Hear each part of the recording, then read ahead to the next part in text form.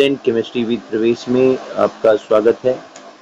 तो one more question, one more concept. आपको पता ही है कि मैं करता क्या हूँ। One more question, one question, one concept, यही थीम लेके मैं चल रहा हूँ। तो जैसा कि बोर्ड में क्वेश्चंस पूछा गया था, राइट वन केमिकल, बिना देरी किए हम सीधे क्वेश्चन पे आते हैं। वो क्या है? Right one chemical equation each for the chemical reaction. One chemical equation each for the chemical reaction, जिसमें ये चेंजेस हो रहे हैं। यानी ऐसे केमिकल रिएक्शन के लिए इक्वेशन देना है जिसमें ये चेंजेस हो रहे हैं, यानी चेंज इन कलर हो रहा है, चेंज इन टेम्परेचर हो रहा है, फॉर्मेशन ऑफ प्रेसिपिटेट हो रहा है। इसके अलावा दिया गया है कि जब कलर चेंज होता है या टेम्परेचर चेंज होता है, मतलब टेम्परेचर बढ़ता है या घटता है, बढ़ने को आप एक्सोथर्मिक कहते हैं, बढ़ने को आप एक्सोथर्मिक कहते हैं, और घटने को यानी फॉल, गिरने को हम एंडोथर्मिक कहते हैं। ये तो बिल्कुल क्लियर होगा, एक्सोथर्मिक एंडोथर्मिक। तो टेम्परेचर, कलर चेंज हो रहा है या टेम्परेचर चेंज हो रहा है, ठीक है। इसके साथ क्या हो रहा है कि वो कंपाउंड प्रेसिपिटेट हो रहा है, तो इक्वेशन के साथ दीजिए।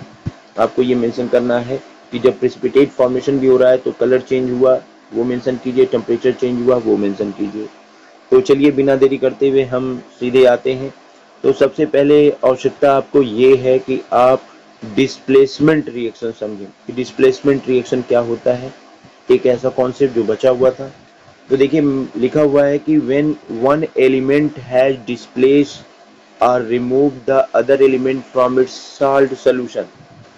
एक एलिमेंट क्या करता है, दूसरे एलिमेंट्स को उसके साल्ट सॉल्यूशन से डिस्प्लेस कर दे या रिमूव कर दे, दूसरे एलिमेंट को उसके साल्ट सॉल्यूशन से। जैसे यहाँ एग्जांपल देखिए, आयरन सॉलिड के रूप में लिया गया है। आपको एक एक्सपेरिमेंट याद होगा, आपके एनसीईआरटी में ही दी गई है कि आपने एक टेस्ट ट्यूब लिया है, इस टेस्ट ट्यूब में आपने कॉपर सल्फेट सॉल्यूशन लिया है CuSO4, और इसमें आपने आयरन नेल को क्या किया था, कुछ समय के लिए छोड़ दिया था। तो आप ये देखते हो कि ये जो ब्लू कलर होता है, ये जो ब्लू कलर होता है, ये फेड हो जाता है, धीरे धीरे हल्का हो जाता है, या फिर हम कह सकते हैं कि ये कुछ ग्रीन में कन्वर्ट होना शुरू हो जाता है। तो देखिए आपको यहाँ पे डिस्प्लेसमेंट रिएक्शन भी दिख रहा है, ये डिस्प्लेसमेंट रिएक्शन दिख रहा है। आपने कॉपर सल्फेट का एक्वियस सोल्यूशन लिया हुआ है, कॉपर सल्फेट का एक्वियस सोल्यूशन, AQ का एक्वियस सोल्यूशन। अगर किसी भी सब्सटेंस के साल्ट को आपने लिया, किसी मेटल साल्ट को लिया और उसको वाटर में आपने घोल दिया, वाटर में घोल दिया, तो ये सोल्यूशन एक्वियस सोल्यूशन कहलाता है, और साल्ट में हम इसको AQ लिखते हैं, साल्ट में हम AQ लिखते हैं। तो आपको ये समझ में आ रहा होगा। तो देखिए क्या हो रहा है कि आपने ये बिल्कुल देखा कि जब आयरन ये Fe को आयरन बोलते हैं या आयरन बोलते हैं, ये क्या है आपका CuSO4 को हम कॉपर सल्फेट कहते हैं। उम्मीद तो कर रहे हैं कि आपको ये नेम तो आता ही होगा, कॉपर सल्फेट कहते हैं। तो आयरन को कॉपर सल्फेट के सोल्यूशन में डालते हैं तो फेरस सल्फेट बनता है, और कॉपर सोल्यूशन से बाहर आ जाता है, जो आयरन नेल पर डिपॉजिट हो जाता है। तो देखिए ये जो आपकी ब्लू कलर थी वो किस कलर में आ जाती है, ग्रीन कलर में आ जाती है। तो मैंने कहा ना कि एक एग्जाम्पल देना था कलर चेंज का, तो एक एग्जाम्पल आप ये दे सकते हैं कि कलर चेंज हो गया। अच्छा ये भी था, टेम्परेचर चेंज की बात करें, जनरली डिस्प्लेसमेंट रिएक्शन क्या होते हैं, वो एक्सोथर्मिक होते हैं, वो एक्सोथर्मिक होते हैं, ये ध्यान दीजिएगा। एक ऐसा रिएक्शन जिसमें हीट रिलीज होती है, जिसमें हीट रिलीज होती है, हीट रिलीज्ड होती है, यानी ऊष्मा निकलती है, हीट निकलती है, उसे हम एक्सोथर्मिक कहते हैं, राइट। दूसरा एग्जांपल कलर चेंज का फिर देखते हैं।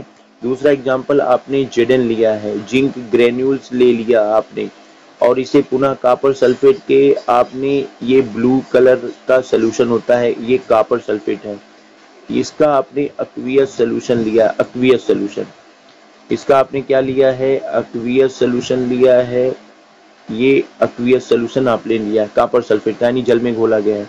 तो आप देखते हैं कॉपर पुनः डिस्प्लेस हो जाता है, ये कॉपर डिस्प्लेस हो गया और बनता क्या है ZnSO4, जो कि कैसा होता है, ये कलरलेस हो जाता है, यानी कलरलेस हो जाता है, आपका ब्लू कलर डिसअपियर हो जाएगा।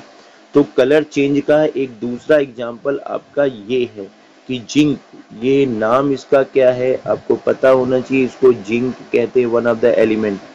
और इसका नाम क्या है, इसका नाम होता है जिंक सल्फेट, जिंक सल्फेट।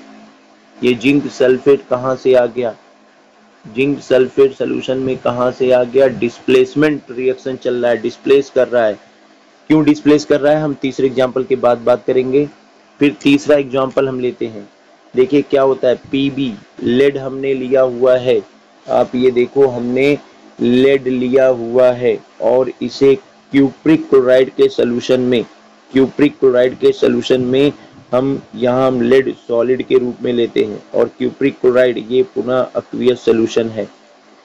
तो जो ही लेड को हम डालते हैं कुछ समय के बाद हम देखते हैं हमें कलरलेस सॉल्यूशन मिलता है, पुनः हमें कलरलेस सॉल्यूशन मिलता है, कलरलेस सॉल्यूशन मिलता है, जो कि किसका होता है, इसका नाम आप दे सकते हो, क्या नाम दे सकते हो, lead chloride, lead chloride, lead chloride. ठीक है, ये लेड क्लोराइड है। और ये आपका नाम अगर बात किया जाए तो ये आपका नाम है क्यूप्रिक क्लोराइड, ये आपकी है क्यूप्रिक क्लोराइड। तो देख रहे हो एक कलर्ड सॉल्यूशन क्या हो गया, कलरलेस हो गया। यहाँ भी आपको ये दिखाई देगा एक कलर्ड सॉल्यूशन कलरलेस हो गया। तो ये भी एग्जांपल है चेंज इन कलर का। इसके साथ साथ डिस्प्लेसमेंट रिएक्शन, ये याद रखिए जनरली, वैसे कुछ केसेस में एंडोथर्मिक भी होते हैं लेकिन जनरली ये एक्सोथर्मिक होते हैं, ये एक्सोथर्मिक होते हैं। एक्सोथर्मिक होने का क्या मतलब है, एक्सोथर्मिक होने का मतलब ये है कि हीट रिलीज होती है, हीट रिलीज्ड होती है, हीट रिलीज होती है। तो change in colour, change in colour, okay, change in colour और चेंज इन टेम्परेचर। फिर हम नेक्स्ट कॉन्सेप्ट आपका क्या है, डबल डिस्प्लेसमेंट रिएक्शन, या फिर हम इसे कहते हैं प्रेसिपिटेशन रिएक्शन। देखिए क्या हो रहा है कि डबल डिस्प्लेसमेंट रिएक्शन किसको कहते हैं, ऐसा रिएक्शन जिसमें exchange of ion between reactants. Reactant किसको कहते हैं, आपको पता है कि जब भी हम कोई इक्वेशन लिखते हैं, केमिकल इक्वेशन, तो LHS एरो RHS, मतलब एरो के लेफ़्ट साइड में, राइट हैंड साइड में, लेफ्ट हैंड साइड में आपका रिएक्टेंट होता है, रिएक्टेंट, और RHS साइड में प्रोडक्ट होता है, राइट। फिर से वापस आते हैं, तो मैंने ये कहा कि ऐसे रिएक्शन जिसमें क्या हो, एक्सचेंज ऑफ आयंस देखने को मिले बिटवीन रिएक्टेंट्स, उनको डबल डिस्प्लेसमेंट रिएक्शन कहते हैं। या फिर ये कहा जा रहा है any reaction that produces A precipitate. Precipitate का मतलब, प्रेसिपिटेट का क्या मतलब है कि अविलीन ठोस, insoluble solid, insoluble solid produce हो जाए, कोई ऐसा सॉलिड प्रोड्यूस हो जाए जो उसमें घुल नहीं पा रहा है, तो इसे प्रेसिपिटेशन रिएक्शन कहते हैं। एग्जाम्पल देखा जाए, एग्जाम्पल क्या है, देखिए आपने BaCl2, ये BaCl2 का एक्वियस सॉल्यूशन लिया है और इसमें आप मिक्स कर रहे हो Na2SO4 का एक्वियस सॉल्यूशन। वैसे ये दोनों कलरलेस होते हैं, लेकिन जो ही आप, इसका नाम बिल्कुल क्लियर होना चाहिए, इसका नाम है बेरियम क्लोराइड, बेरियम क्लोराइड, कोई डाउट नहीं होना चाहिए। और इसका Na2SO4 का नाम क्या है, इसका नाम है सोडियम सल्फेट, इसका नाम है सोडियम सल्फेट, राइट। अब देखिए जो ही दोनों को मिक्स करते हैं, बेरियम और सोडियम, एक्चुअल में आप कह सकते हो कि दोनों को मिक्स करने पे होता क्या है, ये आपका Ba2+ बेरियम आयन है, जो कि क्लोराइड आयन के साथ एसोसिएटेड था। लेकिन जो ही आप दोनों को मिक्स करते हो, ये सॉल्यूशन में आपका सोडियम आयन है जो कि सल्फेट आयन के साथ एसोसिएट था, ठीक है।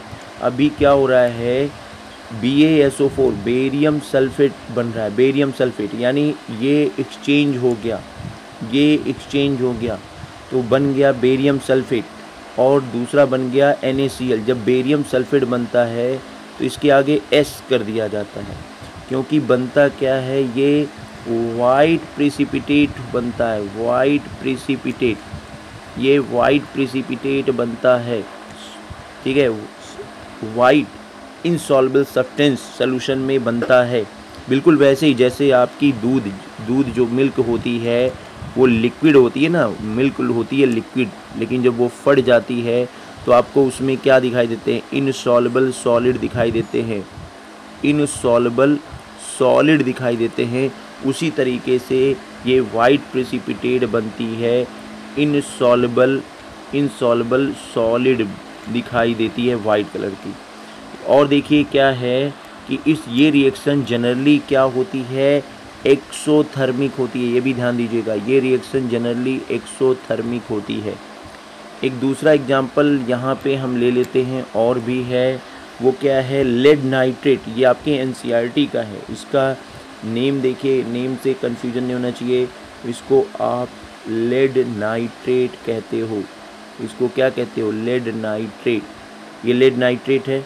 ये क्या है, इसको आप नाम देते हो पोटेशियम आयोडाइड, इसको नाम देते हो पोटेशियम आयोडाइड।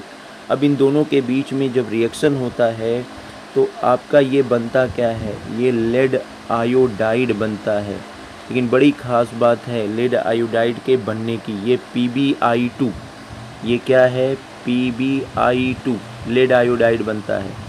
और आपका KNO3 पोटेशियम नाइट्रेट भी प्रिपेयर होता है, पोटेशियम नाइट्रेट भी प्रिपेयर होता है, पोटेशियम नाइट्रेट भी प्रिपेयर होता है। तो देखिए इसमें क्या खास बात बतानी ये थी कि ये आपका जो लेड आयोडाइड बनता है, ये एक्चुअल में इसको हम लिखते हैं एलो